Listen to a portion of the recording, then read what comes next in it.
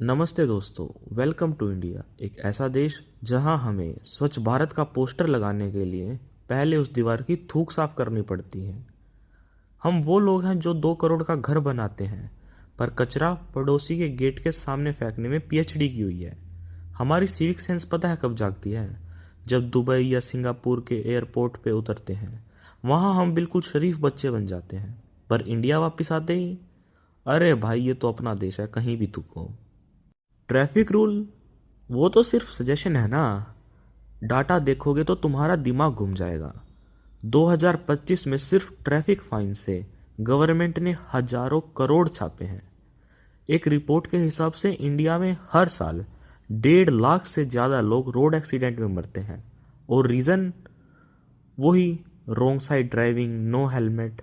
हम 50,000 का iPhone EMI पे ले लेंगे, पर 500 रुपये का हेलमेट बोझ लगता है। क्यों? क्योंकि बाल खराब हो जाएंगे। भाई, सिर रहेगा तभी तो बालों की सोचोगे ना। और ये इंडिकेटर्स, भाई ये कंपनी ने दिवाली की लाइट की तरह सजाने के लिए नहीं दी हैं। मोड़ने से पहले जला लिया करो। पीछे वाला कोई अंतर्यामी नहीं है जो तुम्हारा मन पढ़ लेगा। अब आते हैं सफाई पे। हाँ, वही सफाई जो हमें हमारे घर पर चाहिए, पर हमारे देश में नहीं। हम सुबह उठकर अपने घर का कचरा बाहर रास्ते पे ऐसे फेंकते हैं जैसे वहाँ से हमें कोई गोल्ड मेडल मिलने वाला हो। इंडिया हर साल 62 मिलियन टन कचरा जनरेट कर रहा है। इसमें से आधा तो रास्ते पे या नालियों में मिलता है। पर जब बारिश में शहर डूबता है तो हम ट्विटर पे जाके चिल्लाते हैं कि गवर्नमेंट क्या कर रही है। भाई, गवर्नमेंट ने थोड़ी डाले हैं तुम्हारे ये चिप्स के पैकेट और प्लास्टिक की बोतल नाली में। वो तुम्हारा सिविक सेंस है जो वहाँ नाली में तैर रहा होता है। हमने नए नए वंदे भारत ट्रेन्स मांगी, मिल गई। फिर हमने क्या किया?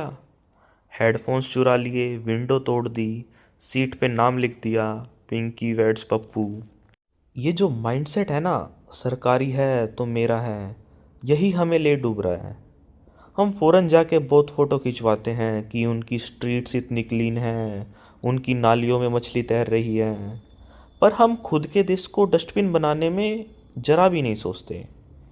एजुकेशन, क्वालिफ़िकेशन का सिविक सेंस से कोई लेना देना नहीं है। मैंने देखा है कुछ लोग ओडी से उतर के भी रास्ते पे थूकते हैं।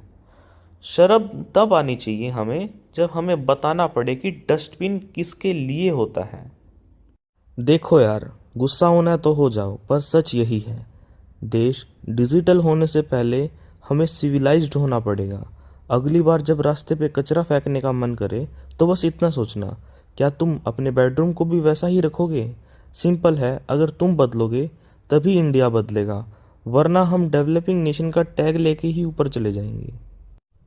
और कमेंट करके बताओ, आज तुमने रास्ते पे कौन सा जूपा देखा? किसी को रॉन्ग साइड आते हुए या कचरा फेंकते हुए?